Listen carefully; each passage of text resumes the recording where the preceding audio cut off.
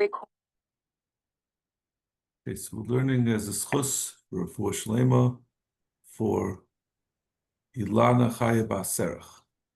We're on Daf Chaf Aleph Amid Beis, with 3 lines from the bottom, but we're just going to remind ourselves for a second.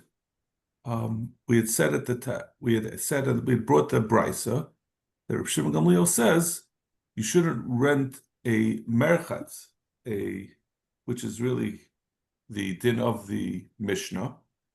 You shouldn't rent your Beis HaMerchatz, your bathhouse, to the Oiva Kechavim. And the Mishnah said this is all Nation Nikra al Shmoi, and the Brisa explains why it's going to still be referred to as the Beis HaMerchatz of the Yid, but the non-Jew will use it on Shabbos and Yom Tov, and people will assume that the Yid, the Jew, hired the non-Jew to work there, which is also he's not allowed to he's not allowed to do work for the Yid on Shabbos.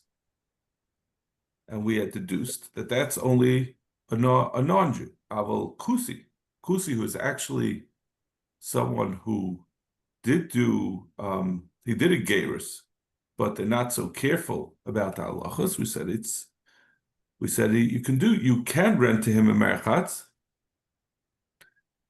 We said because we're not worried about a kusi. He's not going to do work on Shabbos and Chol Hamoed. It's not a problem altogether because it's mutter. And then we made a deduction, but the sada, this is only a merchatz. That's asur. But a sada is mutter. We wanted to say because arisuse ka'avid. We said that a sada, people hire sharecroppers. People hire sharecroppers, and since people will not think that the person working there is someone working for the Yid. And Arisa, an Aris is really like a independent contractor. He's working for his own profit, so he's working for himself. It's not an Issa. Zok the Gemara. So now that brings us up to where we're up to. We're up to now the seifa of that brisa. We had really said the din about a merchatz, and we made our deductions about kusi and asada. Now the brisa directly addresses that. Tanya Shimon Lazar Yaska Adam Sadeu Lekusi Nikas al Shmai. Which a little bit, when you see the whole brisa, now you understand why we made the deduction in the first part of the brisa, say, but a kusi is mutter and sadeu is mutter, because in the end we say the din of a sada kusi. So we say lo yaska adam sadeu lekusi nation nikras al shmai. A kusi you can't rent his sada to, because it's going to still be considered to be his own. People think it's his own, and they'll see the kusi working there, and the kusi is allowed to work on something that he rented, but it's going to be marasai. People are going to think that he was hired to work by the Yid on the Yid's own property. That means while they would think that the Yid did not rent out the property, but rather he just hired him to work on his own property. But what's the problem? It's a kusi. A kusi doesn't work on Shabbos. For kusi he's going to work on Chol Hamoed. And Chol Hamoed, kusis are careful about Shabbos, but not careful about Chol Hamoed. That's learned out by the Chachamim from Drashos. So therefore, there's a Maris Ein issue. We said about Kusi that it's also because of the Chol Hamoed problem. So Gemara makes a diak, but an Ovid Kechavim, if he rented his property to his land, that will be mutter, because you say the Ovid Kechavim, people will see, won't assume that he's a laborer working for the Yid in the Yid's property, but rather they'll assume he's a sharecropper who works on the Yid's property, which a guy is allowed to do. So why are we worried about the kusi working on Chol Hamoed? Why won't people say he's a sharecropper rather than saying that he's someone who was hired by the Yid to work and he's working on Cholamoid. So Gemara Ari Susal Rav Shimon Elazar Leslie. So Gemara says Einachanami. Rav Shimon Elazar does not hold of the that it's a problem of that there's such a heter that we assume that the guy or a kusi is working as an aris. People don't assume that. They're not going to think through that. They're just going to think that he's working for the yid. So tomorrow, Ella my time and mother. So what was the explanation of the seifa that we said that a non-Jew who's working in the sada of a yid is mutter? The only reason we had to be mad to that was because of the svara of arisis.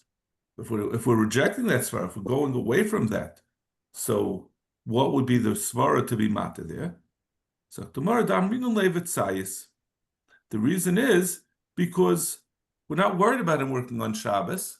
If he would actually be working, that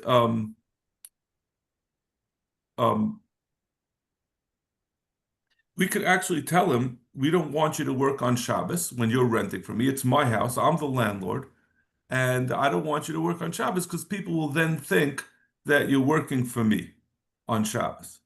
And he's going to listen because he's the tenant and you're the landlord, and the landlord has the upper hand.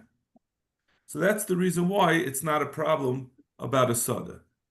So yeah. So the Mefarshim asked the question. So what happened? What's the pshat by the merchatz? That was what we started with. We started with this price that you can't rent your merchatz. Say a merchatz and a sada are different because a merchatz you can't. He's not going to listen because if it's a cash business. He rents, if you rent out your merchat, so then the guy's going to run it as a business. Every day that he could use it, that he could rent it out to people, or they could have people coming in and paying to use it, he's making more money. A sada, it's, if you don't plan today, you could plan tomorrow. Everyone has days off working a sada, so he won't object so much to being told what days to use and what days not. Fact tomorrow, but what about the kusi? Why did we say that the kusi is also because he's going to use it on Cholamoid? Kusi nami amin levitzayis. So I want to know. Kusi is a case of the old world, the old proverb that a little knowledge is a dangerous thing. Kusi letzayis, the Amar anol gemir netfeiminach. He'll say he doesn't think he's ignorant, that which he's not observant of the drushes of Chachamim that say that you're not allowed to work on Cholamoid. He just says, I have a different ideology. I don't believe in it. So he's saying, I know as much as you. You're telling me not to do it. I know that I can do it. So he'll stick to his guns and work on Cholamoid. So if that's the problem, that a kusi is going to work on Cholamoid out of his conviction that he's allowed to do so. Why are we saying that the problem with renting to a kusi is because he's going to work on Cholamoid, and people are going to say that the kusi never rented it, but rather the kusi, it still belongs, it's still in the control of the yid, the property is in control of the yid, and the kusi is working as a laborer for him on Cholamoid. A kusi is a yid, he's a real ger, according to this shita, and if you're renting to him and he's then going to work on Cholamoid, Keneged Allah is being over. Rather, it's not just a chash that we're worried of maras ayin that someone's going to see. This is lifnei iver. You're facilitating this kusi, who's a yid, working on Cholamoid, which is also, it's a deraisa of lifnei iver. So the Gemara chadav oid kamer, ein chanami. The taka, the first problem is the deraisa of lifnei iver. And second, with the Chama Masakin, that people will assume that he didn't rent it to the kusi, but rather he was just using the kusi as a laborer and he's working the Cholamoid at his direction. Hanu Murikoi, there were these sharecroppers, these arisis. There was the Eved Kechavim, Noket B'Shabsa, Yisrael B'Chab Shabsa. They were working together. They both were entered into agreement to work on a field they hired from someone else. They went into a sharecropper agreement. where they were going to provide, let's say, 50% to the owner, and then each of the Ovid Kechavim and the Yisrael, who were the partners, would share the other 50%. Each one would get 25% of the proceeds. And they made up that the Ovid Kechavim would work on Shabbos and the Yisrael would work on Sundays. They didn't want, obviously, Yid is not allowed to work on Shabbos, so they figured we'll get the Ovid Kechavim to do the Shabbos. Also, l'kamei de Rava. They went to Rava, asked him, is this okay? Can we make such a deal? This is a huge issue right now for almost anyone who has a business, a large business, because, if you have a web component, or if you have something that has to be run on Shabbos, and you have Jewish shutfin, non-Jewish shutfin, can you ask the non-Jewish shutfin to get the profits from Shabbos? I'm pretty sure. I remember we had Rav Binyamin Cohen come to my law firm after my father was nifter, like 20 years ago, to give a shiur on this topic as a schus for, as a zeich of him, as a zikaron, and he talked about this topic, this Gemara and this topic. So they went to ask Rava, can a Jew and a non-Jew enter into an agreement with their partners in it's not technically a shutfus, it's a arisas. Can they trade off that the non-Jew will work on Shabbos and the Yid in return will work during the week? And what will happen is that the non-Jew will get all of the profits that are allocable to Shabbos, meaning his share. Let's say he was getting 1/7 for each day of the week. 1/7 of his share was for each day of the week that they work. He would get 2 shares. He would get 2/7 for the work on Shabbos, and the Yid would work double on Sunday. He'd get 2/7 for Sunday. It would end up that each get their full share. They each get half of the profits for the week. Sharalhu, Rava said it's mutter. He said that the Yid is not working as a shliach, the guy is not working as a shliach of the Yid on Sunday in return for money, but rather he's working directly. The guy is working on Shabbos for his own pay. It's not that the Yid was entitled to it and now he sells it, he lets the guy work and pays him for it, but rather let's look at that's what the guy took from the beginning. In fact, they want to Esrei Ravina l'Rava, Yisrael v'Ovid Kechavim shekiblu sada b'shutfus. Yisrael and Ovid Kechavim, again, that they took upon themselves to work on a field b'shutfus. Lo yavi Yisrael Ovid Kechavim tol chelkecha b'Shabbos ba'ani b'chayil. When they start there, after they've gone into the shutfus and they've agreed that this is also a sharecropping agreement, and they said we're going to get 50% of the profits, I'm going to divide it, you're going to get 25 and I'm going to get 25. They can't say after they've gone into that agreement, so you know what, you're going to work on Shabbos and I'm going to work on Chayil, and you're going to get that you're going to switch it off. You're going to switch our halak. It's also to do so, like we said, because it says if he's appointing the guy to be his shliach to work on Shabbos in return for the profits of Shabbos. But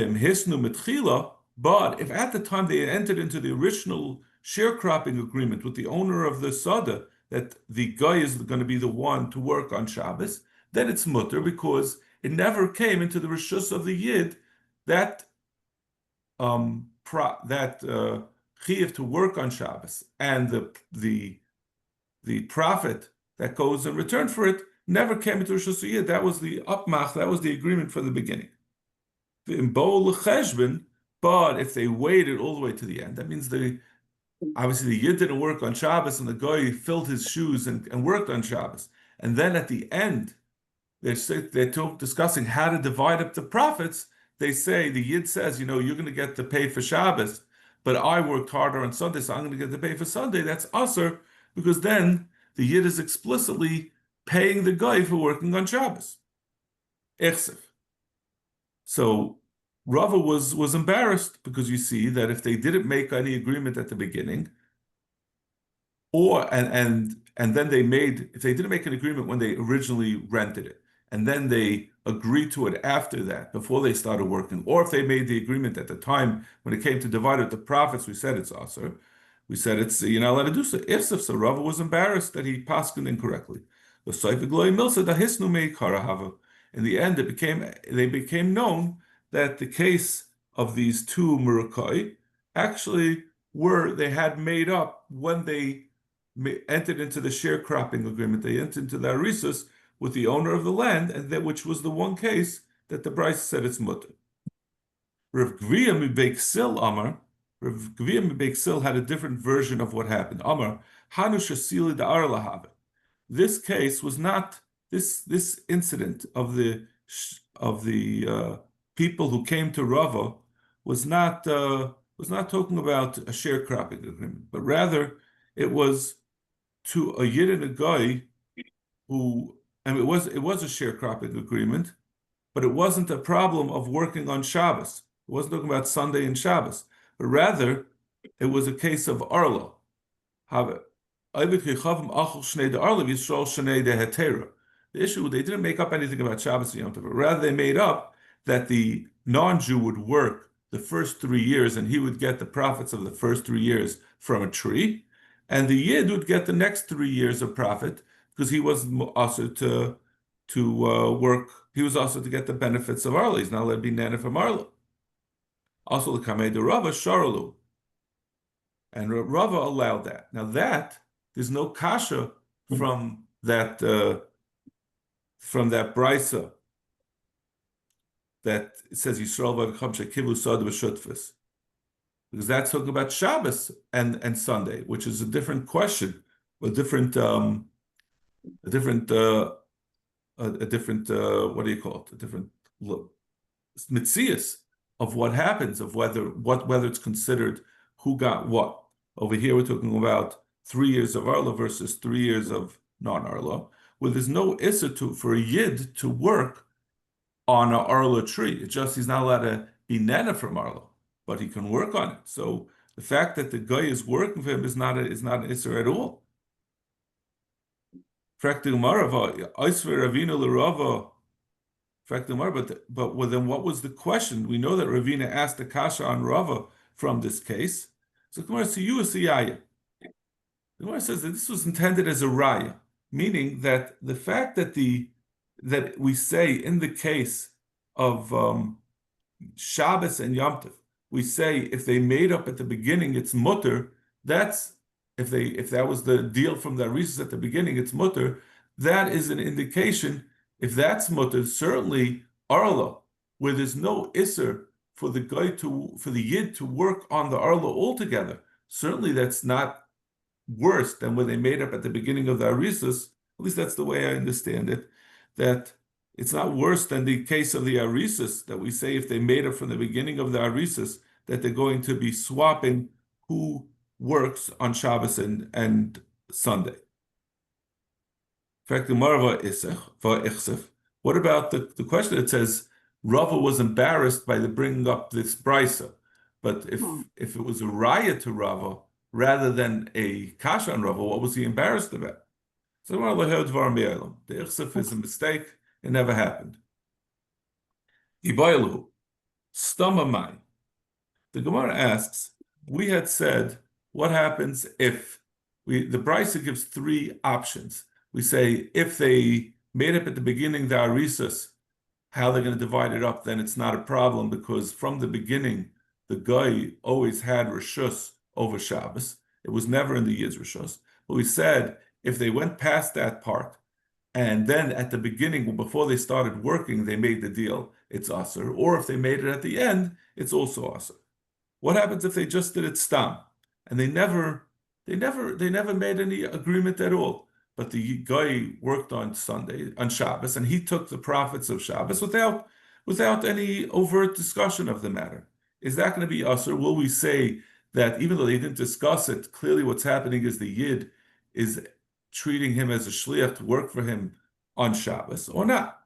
Toshma, im histam mitchila mutter, hastama aser. We said if they were master from the beginning, that's mutter, but smashma, if they didn't make a t'nai at the beginning, it's aser. If they make an agreement at the end, that makes it also. Hastam mutter. If they never make an agreement, it's masha, it's mutter. Elameha lekal mashmina.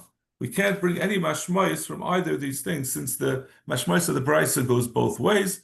We leave it unclear what would happen with stam. We'll start the next parak. This should be familiar from the last parak.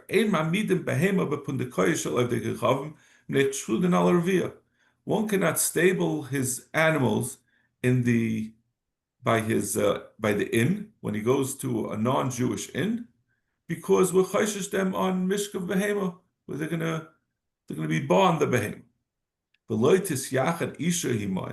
Additionally, another din, a Jewish woman cannot be miyached together with a non-Jew, because of the chashad al arayis. The Lord is going to ask two questions. First of all, that there's an Isser Yichud with Yidden also. So why wouldn't there be the same Isser Yichud by non-Jews as there is by Jews?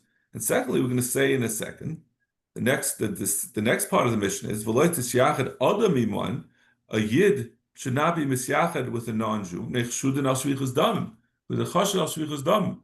So that's the case. We're worried that they're going to kill you. Why do we have to have a separate Isser for a woman, a Jewish woman, to be misyachad with a guy? She should be worried about getting killed before she worries about that he's going to be ma'anasa. Okay, but the Gemara will address these. But first, we're going to have a blot of a stira from the following brisa to this Mishnah. Baramini. We said the first din of the Mishnah was that you can't be miyachid, a Yid can't put his behema by a guy, because we're chayshish that the guy is going to be reveya the animal, and it's going to be lifnei iver, because if the guy is not allowed to, is also in mishka behema, so you over lifnei iver by giving him that opportunity. In fact, many like mehem behema the carbon. One can buy a behema from a non-Jew, and we're not. There's no problems. We're talking about buying a behema to use as a carbon from a guy. If we're chayshish for roivei and nirva, it would not be able to be used as the carbon. So we said, but the Brisa says we're not chayshish for that. You can could safely buy it from the guy and not worry about that it's possible for a carbon because it's a roivei and nirva. V'loy mishum muksa, v'loy mishum nevad, and we're not chayshish for muksa or nevad, meaning that the non-Jew had set it aside to be used as an ovid for avodas kechavim, for avodah Zara, and we're not worried that it was actually used for avodah Zara. So bishlam muksa v'nevad, the second parts of it we could understand. If isa de akse, if isa de palcha, if he had set it aside or the guy had used it actually for avodah Zara, have a mazvale. He would have his own issues. It wouldn't be appropriate from his perspective to sell something that was used for avodah Zara. He wouldn't want to. He'd feel it would be sacred to him. According to our Mishnah, that that you can't stable your animal by an innkeeper who's a non-Jew because he's going to be over a mishkav behema with it. Why aren't we worried that this behema, that belonged to the guy, that he did so? He was over a mishkav. He was born the behema and parceled it for a carbon. Amrav Tachlif Amrav Shila Baravina Mishmei Derav Ovid Kechavim Chas Al Behemta Shaloi Te'aka. The Ovid Kechavim, we're only worried about when the Yid puts his animal by Ovid Kechavim, but Ovid Kechavim wouldn't be bought on his own behema, because when he does so, if it's a female behema, she's going to become sterile. She's going to be incapable of being moiled. She's going to lose her value. She won't be able to breed anymore. That only applies to a nekeva, but a zachar, that's not the case. Even if he goes on a behema with a mishk of zachar of behema that doesn't make it sterile, there's also a problem. There's still a problem that it's going to the animal's going to get sick from it, and it's going to make it lose. It's going to become sickly, and it's going to be less valuable. So therefore, again, a guy won't do it to his own behema. That's why you could safely buy from a guy to use for a carbon. You can buy, not only can you buy directly from Avid Kechavim, you could also buy from a non-Jewish shepherd who works as an agent for someone else, and he will sometimes sell those behemoths and give the money to the owner. So that raya is not going to lose anything. It's not his behemoth. So why aren't we worried that he's going to be a mavia on that behemoth? Leichus Dilma Rava, law. Why are we chayish for that? He's worried that if he gets caught, the owner is going to be mad at him for making the behemoth lose value, either a nekeva or a zachar. For either case, it's going to lose value. So therefore, he's not going to be bought on the behemoth. That still he has some self-interest. Al hadatanya in moisem behemoth l'roya shalahen. We say a yid cannot give his behemoth. Not only can he not give it over to in a stable, he also can't give it over to a raya, a non-Jewish raya. Why, if we say that they're scared of losing their pay because they damaged the behemoth, why don't we say that by the raya who's watching a yid's behemoth, that we say that you're not allowed to do it? So he said that only a raya is only afraid from a non-Jewish owner that he knows what goes on. So he's going to be looking to see for the signs of, or at least in the raya's mind, he's scared of someone else who's equally corrupt. But he'll say the Jews, they're such holy people, they would never do such a thing, they wouldn't even suspect it. So therefore, he's not chayish on that. He's not scared. Amar Rabba, Inchi, Michteva Glala Baza, a pen can inscribe on a stone, Ragla B'chavre Yada. And a corollary of that, just similarly, someone who is a Meragel, who says Rechilas, who says Lashon Hara, he's going to know who else is a Malshin. But the point of it is really the second part of it. I'm not exactly sure what a pen writing on marble, on stone is relevant. But the point is that someone who is a Malshin thinks that everyone else is a Malshin. Everyone who is over on something thinks everyone else, he's chayshish of other people. So similarly, the Goyim are chayish for other Goyim that they're going to be afraid to be marvia and cause damage because they know that the other Goyim will be up on them. Zak Gemara, ihachi zakar mechenis loy nisman. If a zachar, a Jew who buys from a nekeva, from a goyish, a woman, he shouldn't be able to buy the chashin delma marva. We said that by the carbon you could buy an animal because it's going to damage the female animal, either that she won't be able to give birth, or a male animal because he'll lose value, he'll get worsened. But if you're buying a zachar from a non-Jewish woman, then she's not going to be marvia the animal. She's not going to be buying the animal and damage it.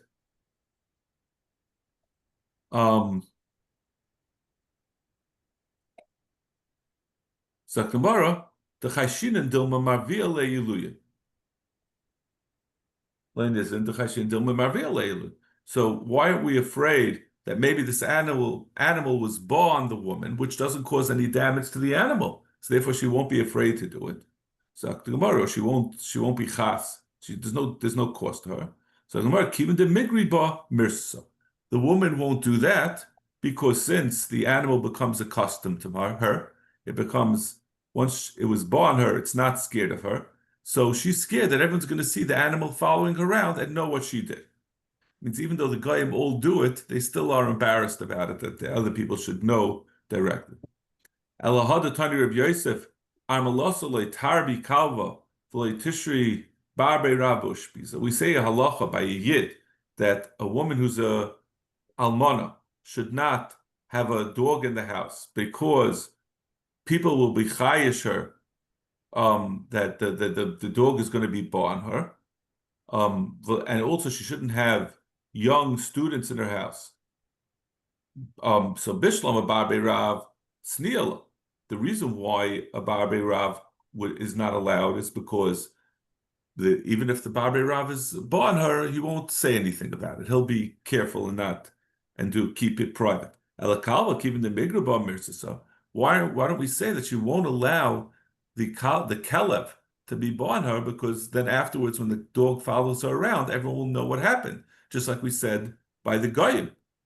Zakdumara, keeping the Chashadjili umtsu, Masach Abasra, Memer Amri Inchi, Hadamasach Abasra, Mishum umtsu. The Kamasach.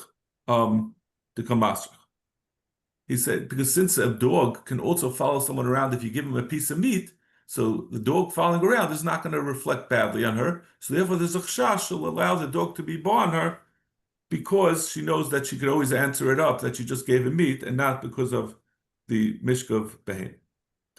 Nekevis etzel nekevis my time aloy miyachtin. So the Gemara says, oh, so what about nekevis by nekevis? Why don't we say that there's no chash? The animal can't be born her. So why can't you put them together in the stable? Because there's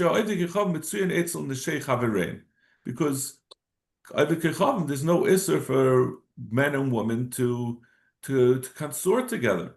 They can come visit. Sometimes the man will come to the woman's property and he won't find her. He'll find the behema and he'll be born it. So therefore, we always have to be chayish, even if it's just a woman who's selling it, that a man was around there and was born it. And he doesn't have any chash of damaging it because it's not his, it belongs to the woman. Even if he finds a woman, he'll also be born the behema. They're more attracted to the behemoths of a yid. They want so much to be close to the yidin that's better than their own wives. When the Nachash was ba on Chava, if the Rashi says that the Nachash was jealous of Adam that he had Chava, and therefore he seduced Chava. Hittel bazuma, he placed in her some evil seed, and that caused that the Chava would always have, or that Adam would always have, the non-Jews would have a predilection for Mishkav Behem. Ihachi Yisrael Nami. Adam was the progenitor of the Yidden as well as the Goy. Yisrael Sha'amdul Har Sinai Paska Zu'am. Har Sinai took away that desire. Of the Cham Shalem Har Sinai Paska Zu'am. The Gemara asks one final question. Ibailu Eifes Mai. What's the din by Eifes? Do we say by Eifes that you can't place them in the stable by Goyim because they're going to be born? And there's such a Yetzirah also.